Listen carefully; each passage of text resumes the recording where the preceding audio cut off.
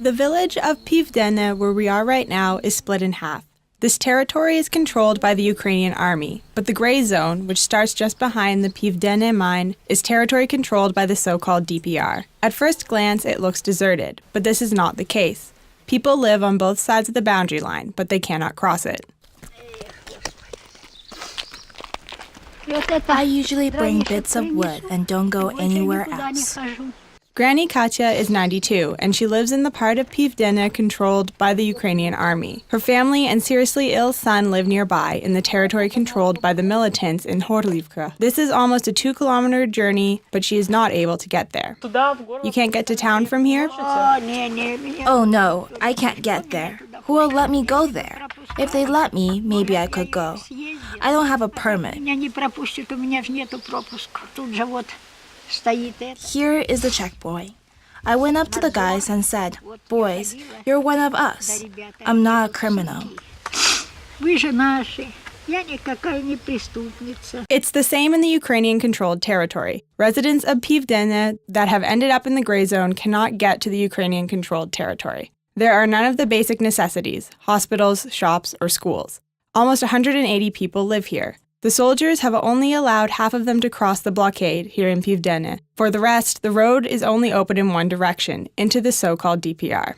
These so-called closed points are situated along the demarcation line. It's the front line where the positions of Ukrainian soldiers are located. In between them is the airport sector where military action took place in 2014-2015. The conflict center has now shifted, but access is still blocked even for the locals. Pisky is also closed off. In 2014-2015, locals were not able to take the bodies of people that died in the shelling. They just buried them in the courtyards. Ludmila is an IDP from Pisky. She now lives in Hromadske, but dreams of going back home. This is not possible at the moment. To come here, residents have to get a pass from the soldiers every time. They often deny this request. While the residents are not able to go back to their homes, there are strange things happening in Pisky. Someone has opened up the flats and the property from inside has disappeared. Ludmila's neighbor, who works for the police, detained a truck from the 128th Brigade carrying metal gates which were removed from private buildings and garages. Earlier, soldiers from the 93rd Brigade were also caught. Criminal cases were started.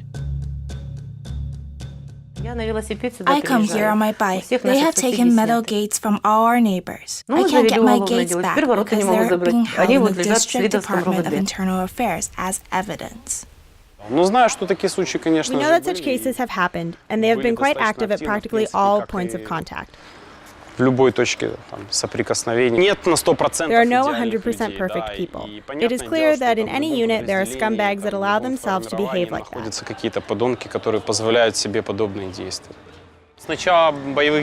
At the start of the military action, visitations to the housing estates were limited because there were a lot of civilian victims. The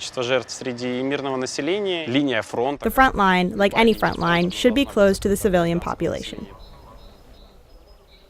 In order to facilitate access for the residents to visit their homes, the local authorities have promised numerous times to set up civil-military administrations. The Donetsk Regional Administration appealed to the administration of the President of Ukraine to set up a civil-military administration in several villages in eastern Ukraine, according to a response from the Donetsk Regional Administration to one of the humanitarian organizations. However, the head of the Donetsk Civil-Military Administration, Pavlo Zhebrivsky, seems to have changed his mind. Now, there are 11 people living in Pisky, and in fact, they live like one family with the soldiers. At the moment, in my opinion, there is no point in spending money on introducing a civil military administration in Pisky.